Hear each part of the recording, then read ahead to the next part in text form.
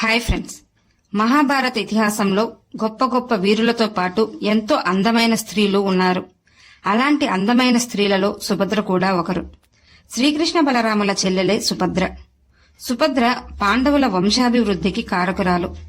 పాండవులలో మధ్యముడైన అర్జునుడిని వివాహం చేసుకుంది. అర్జునుడు సుభద్రల కుమారుడే అభిమన్యుడు.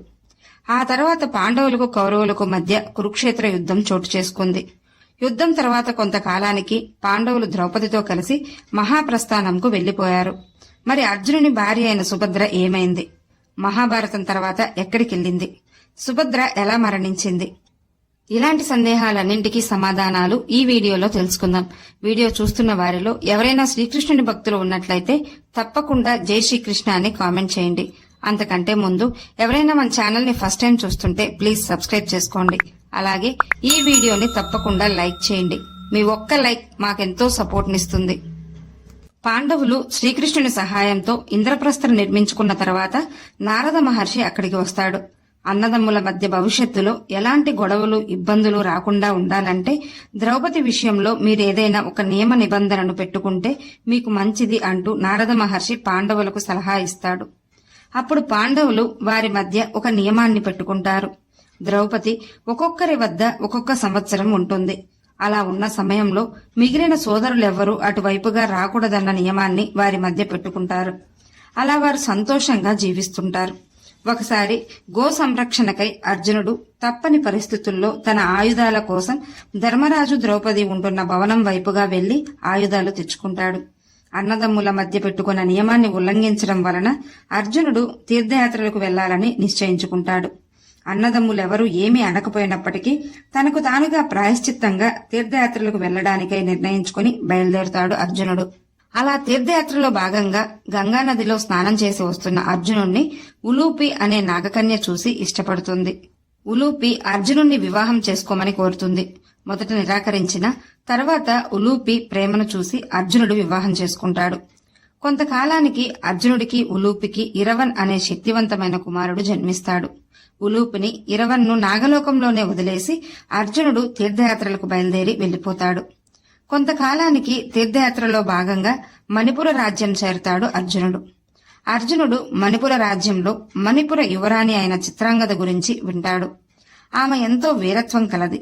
వీరత్వంతో పాటు ఎంతో అందమైన స్త్రీగా అందరూ చెప్పుకుంటుండటంతో అర్జునుడు చిత్రాంగదను చూడాలనుకుంటాడు. మణిపుర రాజు వద్దకు వెళ్లి తాను చిత్రాంగదను వివాహం చేసుకోవాలని అనుకుంటున్నట్లు చెప్తాడు. అర్జునుడి వీరత్వం గురించి ముందు నుంచే తెలిసి ఉన్నందున మణిపుర రాజు ఒక షరతుతో వివాహానికి అంగీకరిస్తాడు. అదేంటంటే, నాకు కుమారులు లేరు, నాకు ఉన్నది ఒక కుమార్తె మాత్రమే. అందుకే చిత్రాంగదను అలాగే ఆమెకు కలిగే సంతానాన్ని మణిపుర రాజ్యానికి వారసులుగా ఉంటారు. అందుకు మీరు అంగీకరిస్తే చిత్రాంగదను ఇచ్చి వివాహం జరిపిస్తాను అని మణిపుర రాజు అర్జునుడితో చెప్తాడు. అందుకు అర్జునుడు అంగీకరించడంతో అర్జునుడు చిత్రాంగదను వివాహం చేసుకుంటాడు. వారికి బభ్రువాహనుడు అనే శక్తివంతమైన కుమారుడు జన్మిస్తాడు. అర్జునుని కుమారులు కూడా అర్జునునిలాగే గొప్ప పరాక్రమవంతులు.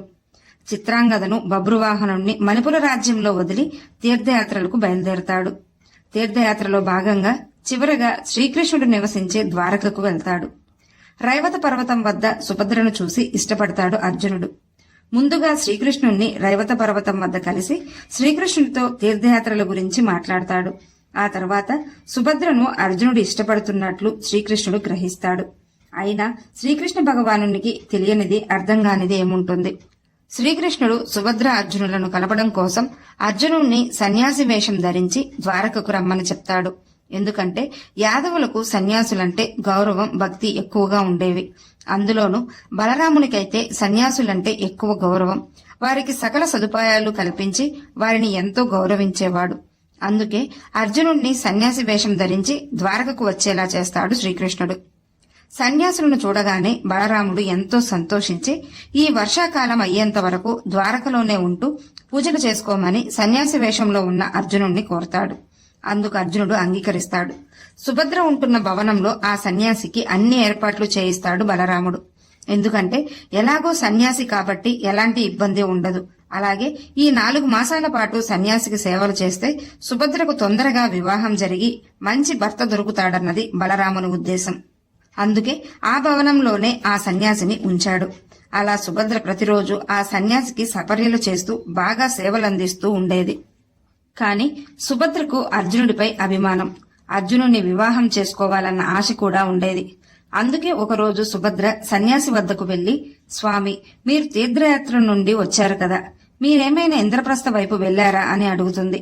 అందుకు సన్యాసి వేషంలో ఉన్న అర్జునుడు అక్కడి నుండే వస్తున్నానని సమాధానమిస్తాడు. వెంటనే సుభద్ర ఎంతో సంతోషంతో, స్వామి, మీరు పాండవులలో మధ్యముడైన అర్జునుడిని చూశారా, ఎలా ఉంటాడు అంటూ స్వామిని ప్రశ్నిస్తుంది. అర్జునుడికి సుభద్ర మనసు అర్థమై తానే అర్జునుడినని, అలాగే నీకోసమే ఇలా సన్యాసి వేషం ధరించానని చెప్తాడు.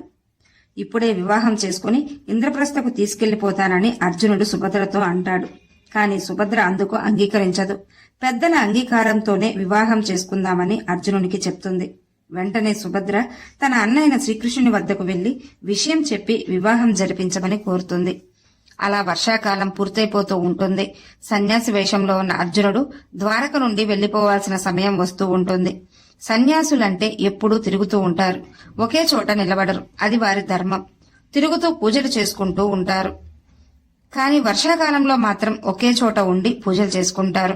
ఎందుకంటే వారు బయట తిరిగినప్పుడు చిన్న చిన్న జీవరాశులు వారి కాలి కింద పడి మరణిస్తాయని వారు బయట ఎక్కువగా తిరగరు. వర్షాకాలంలోనే కదా కొత్తగా జీవరాశులు సృష్టింపబడతాయి. అందుకారణం చేత సన్యాసులు ఒకే చోట ఉండిపోతారు. కాని వర్షాకాలం పూర్తయిపోతోందని సుభద్ర, అర్జునుడు కంగారు పడతారు. శ్రీకృష్ణుడు వారికి వివాహం జరిపించాలనుకుంటాడు. కాని బలరాముడు సుభద్రను అర్జునుడికి ఇచ్చి వివాహం జరిపిద్దామంటే అంగీకరించడు. ఆ ఉద్దేశంతో రైవతకొండ వద్ద ఉత్సవం జరుగుతుండటంతో బలరాముణ్ణి, అలాగే యాదవ వంశస్థులను అక్కడికి పంపిస్తాడు శ్రీకృష్ణుడు. రుక్మిణి, సత్యభామలకు, ప్రద్యుమ్నుడికి, ఇంకా శ్రీకృష్ణుని కుమారులకు అన్ని విషయాలు చెప్పి వారితో వివాహానికి అన్ని ఏర్పాట్లు చేయిస్తాడు శ్రీకృష్ణుడు. సుభద్ర భవనంలోనే అర్జునుడికి, సుభద్రకు వివాహం జరిపిస్తారు.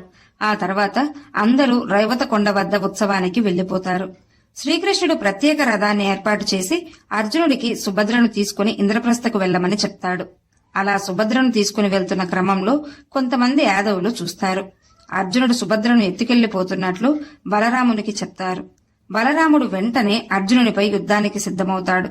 కాని శ్రీకృష్ణుడు అడ్డుకొని బలరామునికి నచ్చజెప్పి వారిద్దరికీ ఇష్టపూర్వకంగానే వివాహం జరిగింది అని చెప్పడంతో బలరాముడు కూడా మౌనంగా ఉండిపోతాడు. శ్రీకృష్ణుడు జగన్నాటక సూత్రధారి. అందుకే అర్జునునికి, సుభద్రకు వివాహం జరిగేలా చూశాడు. పాండవ వంశం వీరి నుండే వృద్ధి చెందింది. అర్జునుడు సుభద్రను ఇంద్రప్రస్థకు తీసుకెళ్లాడు. వారికి శక్తివంతుడైన అభిమన్యుడు జన్మించాడు. అభిమన్యుడు ఉత్తరను వివాహం చేసుకుంటాడు. కురుక్షేత్ర యుద్ధంలో అభిమన్యుడు వీరమరణం పొందాడు. కాని అప్పటికే ఉత్తర గర్భంతో ఉంటుంది. అభిమన్యునికి ఉత్తరకు జన్మించిన కుమారుడే పరీక్షిత్. ఆ తర్వాత కొంతకాలానికి పాండవులు ద్రౌపదితో కలిసి మహాప్రస్థానంకు బయలుదేరతారు. సుభద్రను పరీక్షిత్కు సంరక్షకురాలిగా నియమిస్తారు. ఆ తర్వాత సుభద్ర కూడా అడవులకు వెళ్లి తపస్సు చేసుకుంటూ జీవించింది. అలా సుభద్ర అడవుల్లోనే దేహం వదిలేసింది. ఈ వీడియో మీకు నచ్చినట్లయితే లైక్ చేయండి, షేర్ చేయండి, అలాగే సబ్స్క్రైబ్ చేసుకుని పక్కనే ఉన్న బెల్ ఐకాన్ ని ఆన్ లో ఉంచుకోండి. Thanks for watching.